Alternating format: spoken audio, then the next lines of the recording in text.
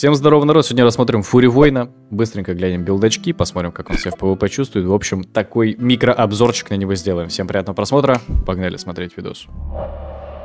Итак, народ, на сегодня я подготовил два билдачка. Они немного друг от друга отличаются, но все-таки разница есть. Для начала поговорим про основную ветку героических талантов. Да, вот этот Slayer, он всегда у нас выкачивается одинаково. Здесь мы никогда ничего не меняем, все берем по стандарту. Тут правый, тут левый.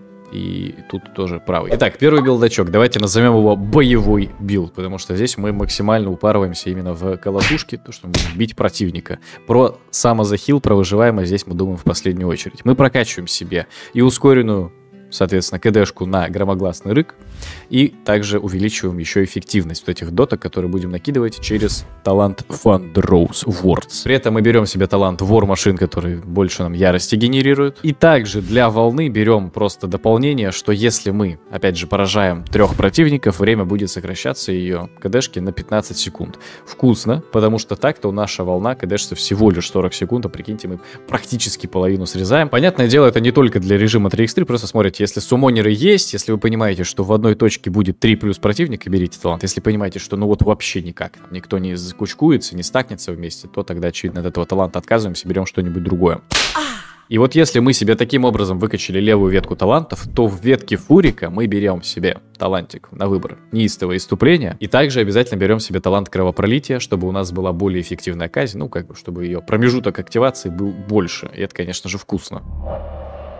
Теперь второй билдачок, пацаны. Здесь он уже больше заточен под выживаемость какую-никакую. Немножко видоизменен, сейчас об этом поговорим. Смотрите, мы отказываемся от усиления нашего громогласного рыка. Теперь он будет кдэшиться дольше, не будет больше дамажить наши дотки, но за счет этого мы себе выкачиваем таланты. Во-первых, горестную невосприимчивость, bitter immunity, чтобы, во-первых, себя регенить. Во-вторых, если вы понимаете, что очень много болезней, яда вот этого вот всего, вот, то можно это диспелить. Приятно? Приятно. Да, КД 3 минуты, ну, неимоверно долгий, но иногда это может зарешать. Если вы понимаете, что захил понадобится и диспел понадобится, берем. Плюс берем себе талант второе дыхание, который начнет нас регенить. И берем себе в двойку талант неистовые удары. Вот это важный момент, потому что, опять же, мы в первом билде данный талант вообще не прокачивали, а он-то по сути интересно. Он ему скорость увеличивает и при критах еще атак спид увеличивает тоже дополнительно, что вообще по итогу очень нехило нам добавляет дэмэджа. Если нам, конечно, позволяют долбить. У Вара бывают с этим проблемы, потому что в рутах постоишь, АФК полбоя, и неприятно тебе будет. А, и еще забыл упомянуть, что в данном билде мы себе берем здесь самоисцеление увеличенное, отказываемся от таланта вмешательства, который позволяет нам к союзнику нажать рывок, да? Когда мы себе первый билд качаем, то мы, соответственно, наоборот, отказываемся от таланта на увеличенный самозахил и берем себе рывок. Это мы отметили. И вот когда мы себе через а-ля выживач билд прокачиваем левую ветку, берем себе доп скорость в неистовых ударах, можно отказаться от таланта на повышение скорости, неистовое иступление здесь, и выбрать альтернативу, которая нам ну, просто дэмэдж будет повышать. Вот такая у нас ситуация. То есть вы поняли, да?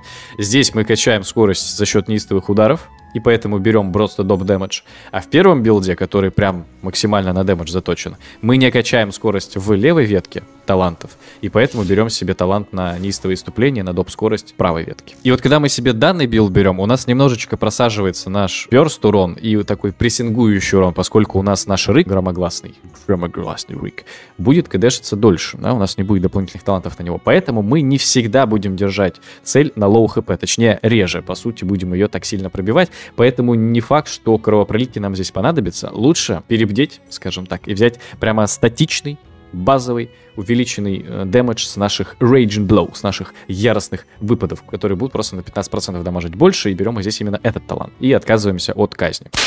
Резюмируем, народ, давайте тезисно. Данный билд мы используем, если хотим прям максимально в дэмэдж упороться, прессинг создать по противнику, и поскольку у нас нет захила, берем себе здесь талант вмешательства, чтобы к союзнику, если что, улизнуть. А если мы хотим данным прессингом немножко пожертвовать в сторону выживаемости, берем себе вот такой вот билдачок, и тоже себя довольно комфортно чувствуем, но уже без таких, знаете, прямо жестких заездов. Они будут просто чуть пореже. Но дэмэджа не то чтобы прям сильно меньше станет. Ну а весь дополнительный контент, что я записываю, вы можете найти на моем бусте. Здесь у меня и для 3.3.5 аддона контент имеется, и для актуала. Полный гайд по настройкам моего PvP-шного интерфейса и PvP аддонов присутствует. Также имеются гайды на другие классы. Поэтому, если планируете поддержать канал копеечкой и вас интересует дополнительный контент, первая ссылка в описании. Приглашаю на свой бусти. Но на этом рекламку заканчиваю. Погнали смотреть видос.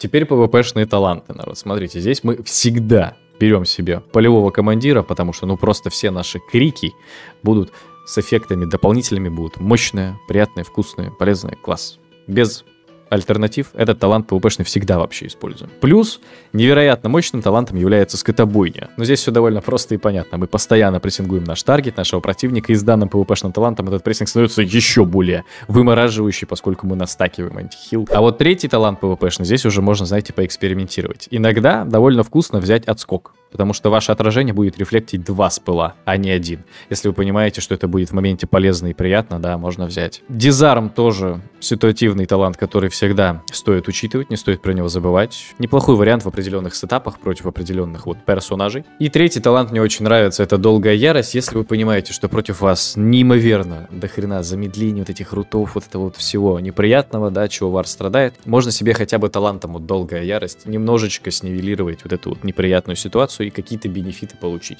Почему бы и нет? Мне в комментах писали, что есть такой вот талант Dragon Charge, который заменяет нам героический прыжок, и типа это а-ля прикольная тема. И с одной стороны, эта тема действительно прикольная, но это не юзабельно, пацаны, на арене, но это просто ошалеть. Что это такое? Не, лучше просто героический прыжок себе оставить и не баловаться с этим. Но просто понимаете, слишком жадно отдавать целый один из 30%, 33% талант на Dragon Charge, если можно взять что-то более полезное. Но концептуально, если вот прям пофаниться хочется, то возьмите, почему бы и нет. Ну и давайте немножко посмотрим, что у нас с манекеном происходит, при условии, что я взял себе сейчас билд, ну вот, на дамаг а-ля, когда у меня ускоренная КД на громогласный рык и так далее. В общем, все, про что я рассказывал.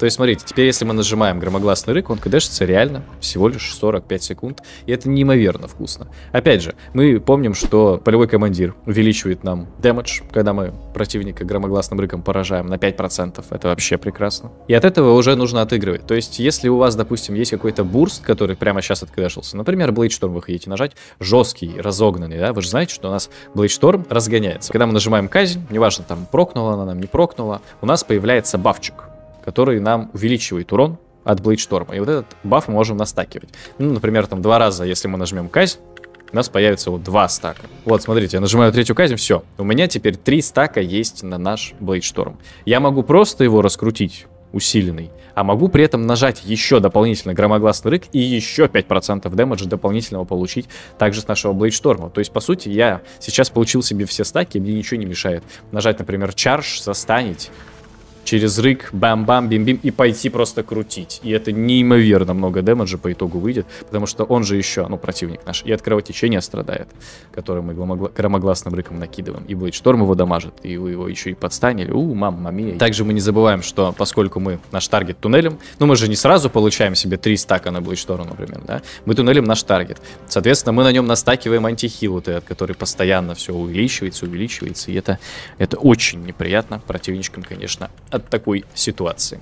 Смотрите, какая еще есть тема. Вот мы когда прожимаем аватару, мы также получаем временно баф реклы. И наоборот, когда мы юзаем реклу, мы получаем баф аватары. И в чем суть? Когда вы нажимаете и перерождаетесь в аватару, вы снимаете с себя все эффекты рутов, там, замедления и всего вот этого дерьма. Поэтому, по сути, вы можете дождаться момента, когда вас зарутают, и только потом нажать реклу, например. Или только после рута нажать аватару. И суть в том, что если вы играете за гнома, как и я, а это лучшая раса для вара, как бы это ни было, потому что у нас есть активка, позволяющая сдиспелить себя все замедления и все руты. И именно поэтому гном это прям must-have. Вот эта тема кэдэшится всего лишь 1 минуту. И смотрите, у нас есть антирут в виде расовой активки, у нас есть антирут в виде аватары, у нас есть антирут в виде реклы. Поскольку и то, и другое предоставляет нам эффект другого, ну вы поняли. Я вот не знаю, работает это или нет, если на вас уже действует аватара. То есть вот она на мне действует, я нажимаю реклу, бам, мне добавляются секунды к аватаре. Или я заново ее прожимаю. То есть сдиспелится с меня руты или нет, я вот не уверен, это нужно проверить, это нужно протестить. Но если на вас аватары нет, и вы нажимаете реклу, то тогда, по идее, это точно должно работать, и руты с вас сбросятся в любом случае. Но если вам не хочется париться, просто берите себе гнома и диспелите. Ну и не забывайте, что если мы играем через второй билд, который нам повышает самоисцеление, то еще более эффективной становится наша комба с Блейдштормом и безудержным восстановлением. Когда мы ее прожимаем, мы, соответственно, больше хилимся с кровожадности. А кровожадность, пока мы крутим Блейдшторм, постоянно прокает. Ну, то есть, если мы хотим прям супер сильно захилиться, мы нажимаем там чардж противника, тыкаем безудержное восстановление, и после этого начинаем крутить Блейдшторм. И вот эти наши кровожадности, которые под Блейдштормом активируются, будут нас еще больше и эффективнее регенить. С талантом это, доп 3%. И я обнаружил еще одну довольно странную тему. Вы когда берете себе PvP-шный талант полевой командир, ваш крик Берсерка диспелит также феры еще с ваших одногруппников, с ваших пати-мемберов.